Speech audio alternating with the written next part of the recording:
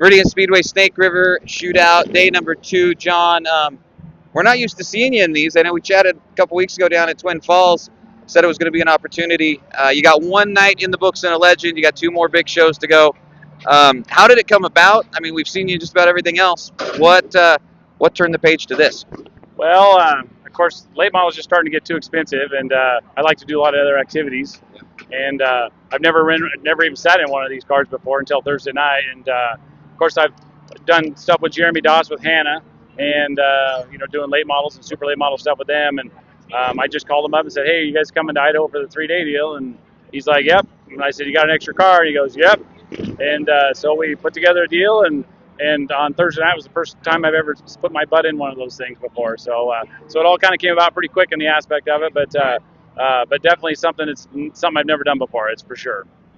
Way different than piloting a late model or a truck, I would imagine. Kind of sometimes, just for me, I haven't sat in one either, but looks like a handful sometimes. Yeah, they are. They're just real short wheelbase, and track width is short, and they don't have they have a rack but no power steering or nothing. So everything's just got to be kind of a finesse more than anything else. And I'm used to putting a lot of wheel into everything, and these they don't put a lot of wheel into it. If you put a wheel into it, and you ever done an electronic iRacing game where your first couple laps you zigzag down the straightaway? Well, that was me. That was you. So I had to brace my elbows actually to kind of go smooth with it. But I kind of felt like, I wish I got the hang of it a little bit quicker than just Friday at the main event. But that was the first time I'd been in traffic, and I've been out running by myself, and the times were pretty good. And now today in our practice, I think we're just a tenth and a half off the fastest guy.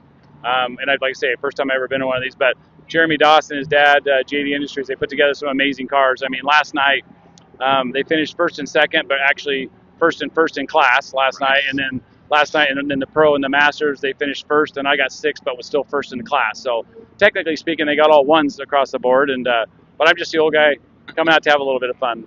All right. Well, it's cool to see not only the young guys like chasing these guys, but the veterans that are trying something new. 3 tracks, 3 days. Yep. You got Meridian. You're Twin Falls master, right? You've been down there a lot. Meridian. What about this deal at the mill tomorrow? That's going to be a totally different animal for you, I'm sure. Well, yeah. I mean, I've raced the truck at the mill, and that's it. So I don't really know how that's going to come about. I mean, honestly, this is kind of my favorite track to race. I just feel like there's a lot of opportunity here. But Twin Falls does produce a lot of side-by-side racing. I don't know what these are going to do out here. It looks like a second lane might be tough here tonight. Yeah. So that's going to be a little interesting where I knew Twin Falls was going to produce that. But the whole key to this thing is to go out, race, keep all the bumpers on it. They're going to let us run radios, I guess, in the main event, which I think is an amazing, great idea. That's what's led me away from racing these, is the fact that, a set of radios isn't very much money considering how much it costs to fix one. And it just keeps people out of trouble. That's all there is to it. And especially as good as these guys are, I mean, it just makes me feel that much more comfortable. I just wish I knew everybody had radios. Last night I had a few sneaky jobs, and I was like, oh, that guy must not have a radio.